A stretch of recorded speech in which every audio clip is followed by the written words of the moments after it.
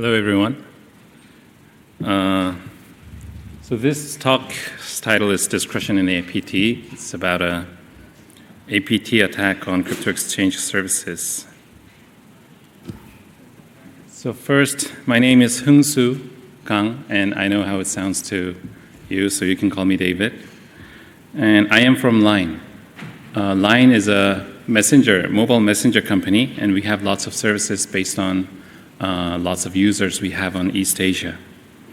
We also have crypto and fiat exchange named Bitbox and BitMax. And a lot of my colleagues were into analyzing this case together. So about this talk, a few months ago there was an attack on Coinbase.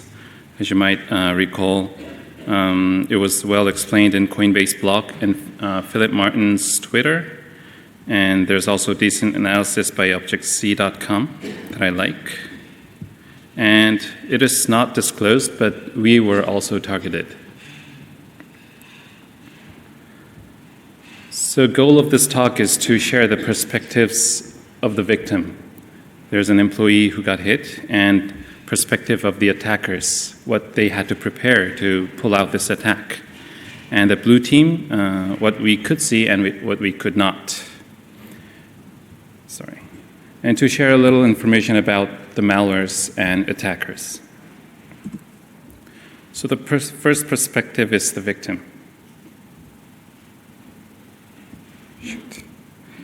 So the victim is a talented developer with around 10 years of experience. He has worked in global companies in Silicon Valley, and his devices are iPhone and MacBook Pro.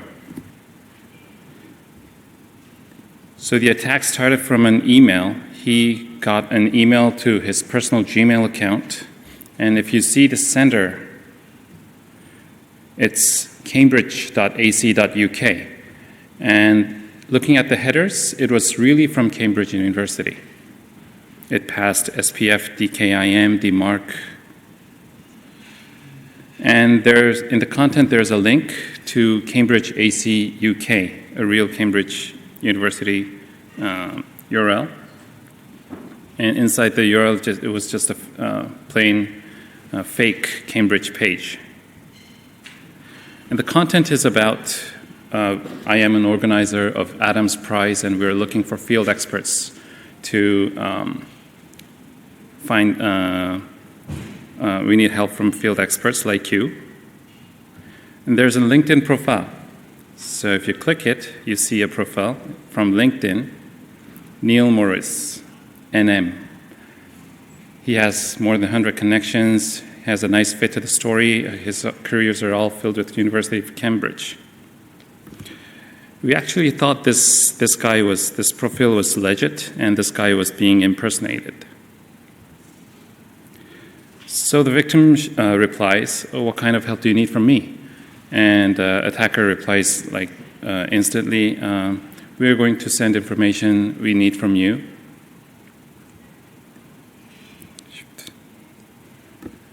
And he gets a message, another email with the exploit link, and contains an ID and temporary password.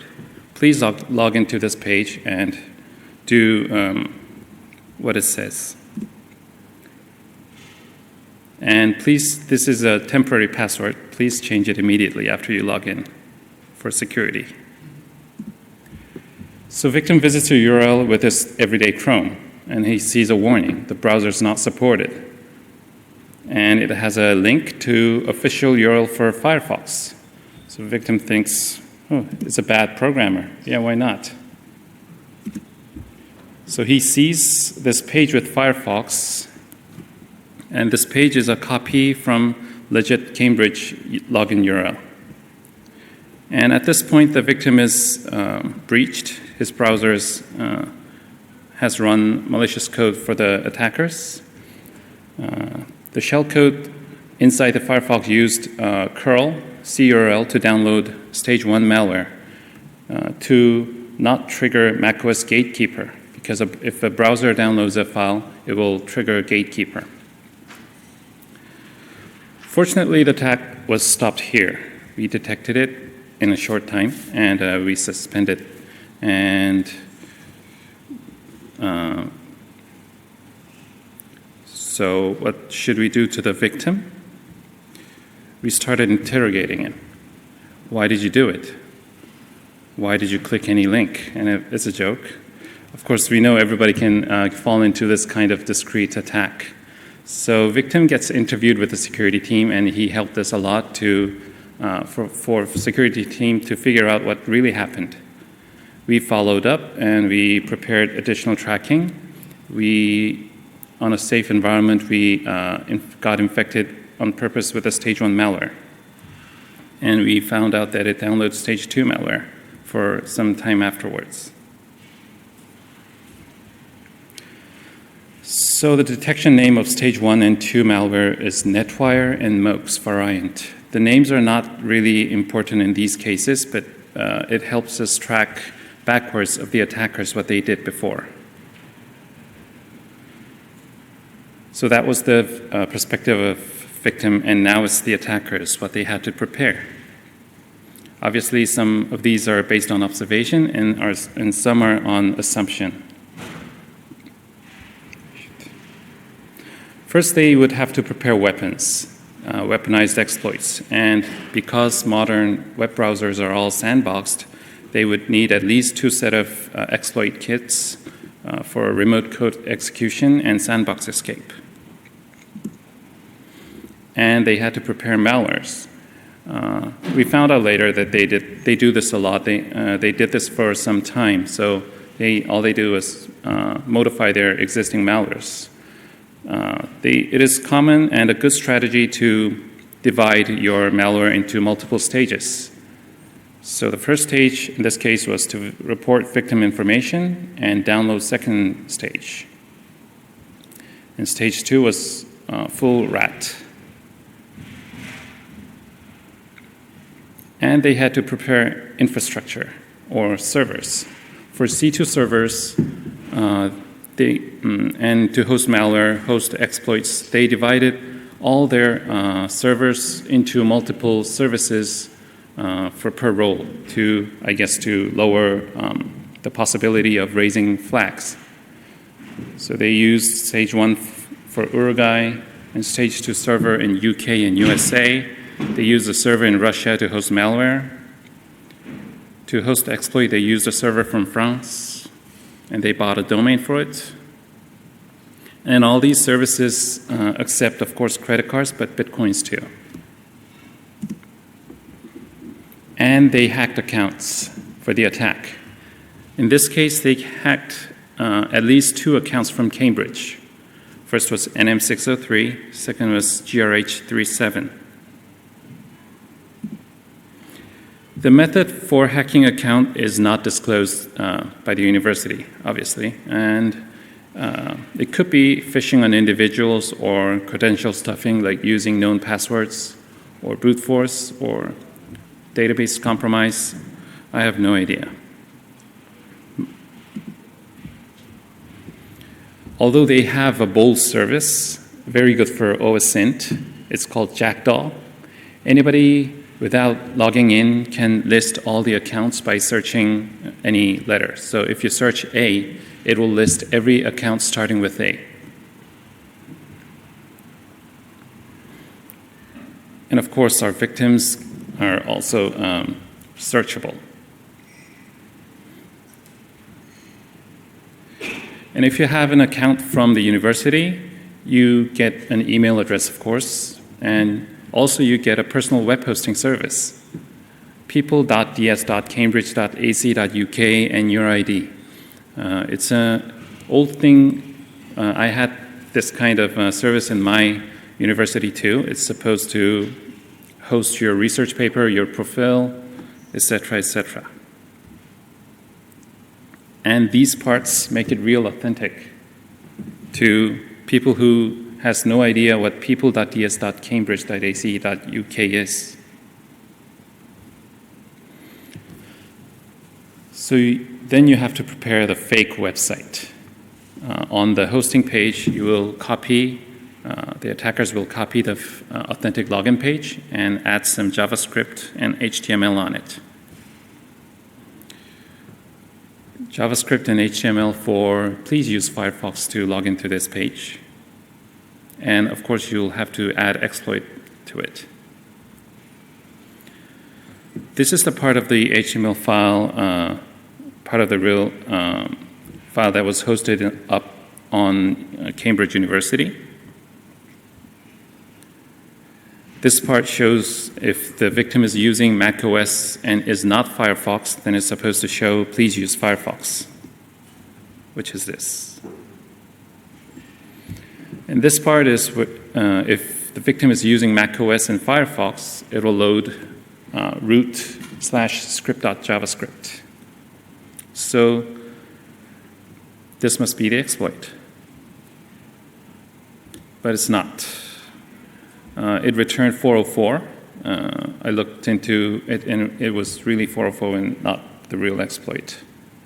So it's a fake action. The actual exploit was at the end of the HTML in analyticsfit.com/init.javascript. Almost every URL website has an analytics JavaScript at the end of it. They made it look like the same one of them.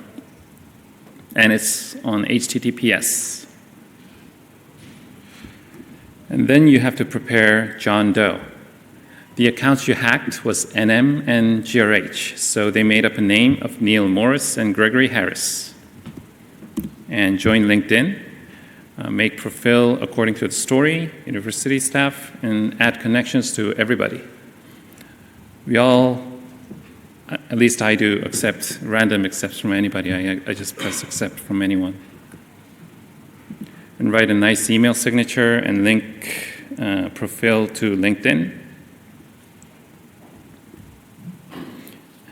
And then you're ready to go. You start operation by searching for targets. Look for employees of cryptocurrency of your target.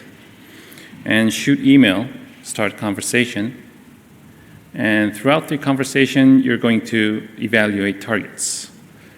The attackers would only want targets they are interested because exploits are precious. This is another case of the same attacker.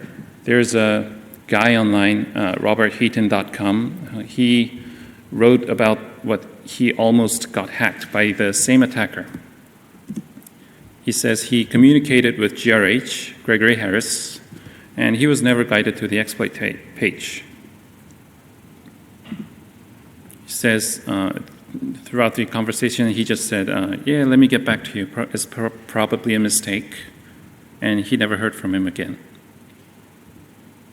And after he figured out what the other guy was, he wrote on the blog that why didn't he just use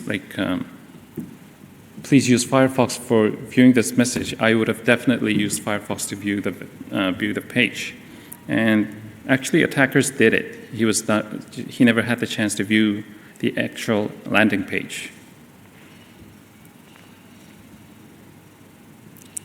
So throughout the operation, the goal must be run stage 1 and stage 2 malware and go for profit. Fortunately, this was blocked by our case. And the third perspective is the blue team. It's a cliche to say blue teams are doing a losing game because there are too much stuff to watch, and it's just one hole the attackers need to find. But blue team still does have some ways for defense. And Line has applied not all of them and some of them. From infrastructure, blue team can detect based on network packets like IPS, IDS, and there are solutions that help you see through the HTTPS. And from endpoint, there are EDR, antivirus, patch management system, and other monitoring tools too. And blue team can run honeypots, sandboxes, etc., etc. There are IOC services too. And for better protection, we can apply network segregation, air gapping, or two-factor authentication, desktop virtualization, etc. And there are lots of security solutions, but we all know we cannot apply everything. Your colleagues are going to hate you for that, especially when they find out that we can see through HTTPS all your passwords. We didn't have that anyway, but. And there are some pain points for blue team that attackers managed. They sent an email to victim's personal Gmail account, so it was never arriving in our own mail server, and the URL was legit Cambridge. And of course, they used HTTPS plus encrypted communication, and the stage 1, 2 malwares had very low detection. Stage 1 had 1, stage 2 has 0 detection at the time of attack, based on VirusTotal, of course. And the connection was through 443, although it was not HTTPS, just encrypted packets. And they used diverse use of servers. Each role were based on different servers. And I'm not sure if this is coincidence or they aimed for it. After we set up a fake environment, fake corp network, and run the malware, it didn't download stage 2 for a while. And when I brought the machine back home and moved to another network, it was downloaded. Maybe he found out it was running late, or they waited for it. I'm not sure. Still, there are some hints for blue team. The shellcode was using curl to download Mako binary and communication to a suspicious IP addresses. And of course, although the binaries are not detected, but it was a new executable files. And security team had resource to analyze and follow up. Plus other undisclosable indicators and methods I'm too afraid to disclose because I don't want them to see. A little bit information about the malware. Stage 1 is a NETWIRE. NETWIRE is a commercial rat you can buy online. It's basically a builder. So you set up the servers you want to listen to reverse connect to, or bind to. Then it will spit out an agent. This is a screenshot of the builder I got from internet. The stage 1 file was downloaded from that URL that is still alive. C2 server is still alive, but the service is down. The port is closed. Binary was not signed. After we found out that previous campaigns on Windows binaries, they often signed their binaries with certificates of their own purchase. And the C2 protocol of NETWIRE is known online. Somebody analyzed it and publicized it, but it was different from this case. It was probably, version was not matched, or it got customized. The command itself was different, but also the command was XOR'd with echo 3. What it does is pretty general for antivirus researchers. It reports to C2 about the user and host and network. Reports external IP through checkip.dye and dns.org. And lists process. It can start a shell. And it can search for or write or execute files. Of course, it has a heartbeat function. This is an actual packet capture, and what it did was let the NETWIRE to report user information initially.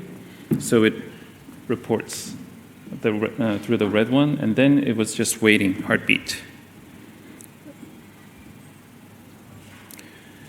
For Mac, it adds persistence using launch control and login items. Also, it doesn't want to die, so it adds itself to signal handlers. So something happens, it crashes, or something kills it, it's going to live again. And it downloads stage 2 and used shell command to execute it, but they forgot to delete shell history file. So they had a little history on shell history. And this is a common string found in from the same attacker's NETWIRE binary. So in Japan, they call it hide7. And this string is only used once, although there are 4 RC4 keys in the same in the binary. It's only used once for decrypting RAND. Those of you with VTI privilege, you can maybe search for RetroHunt. I don't have one. So the service, the Apache server of the download malware server was still alive, so I tried DERB, brute forcing the web server, and I got some other variants from the web server, and I uploaded in VirusTotal. It has the same code, but it has a different data because of a different RC4 key, although that hide7 RC4 key was identical. Maybe it's something, a NETWIRE feature to identify each customers. I'm not sure. So these are variants. I uploaded to VT, tiny URL brute down. So stage 2 overview. It's download by stage 1.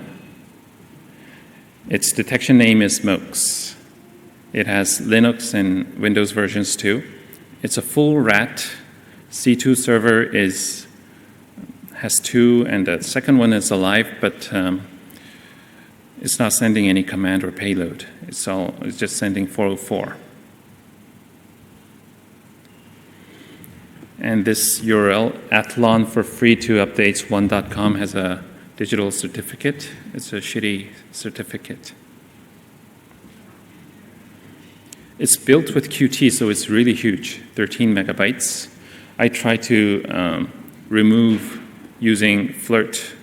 I download every version of Qt and made FLIRT signatures for it, and OpenSSL, but I only got up to 20% identified. And this one is not signed to. Things it does is also quite general for you guys antivirus researchers. First thing is it copies it to randomly selection of these names and adds persistence the same way. And because this is a Qt application, it will be shown in the doc, macOS doc. So it uses environment variable to tell Qt not to show on the doc. And it searches for file. I added this. This is quite general, but I added this because this function is exported. And the name, autofile search task, files to search, is named by the programmer himself.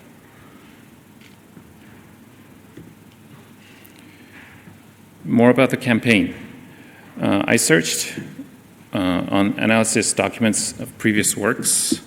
They are a group attacking banks and undisclosed financial businesses. There are analysis documents from FireEye or other European companies. And they are responsible for CoinCheck hack that happened in Japan. They got tons of money, Bitcoin, for it. Their initial compromise method is spear phishing. They use Office document with macro, or they use one-day exploit, WinRAR exploit, and in this case, 0-day for Firefox. Other cases, they really like university accounts. They hacked London School of Economics and used the account for it to send emails. We need experts like you for a award of Islamic Bank of the Year awards. It's too small, right?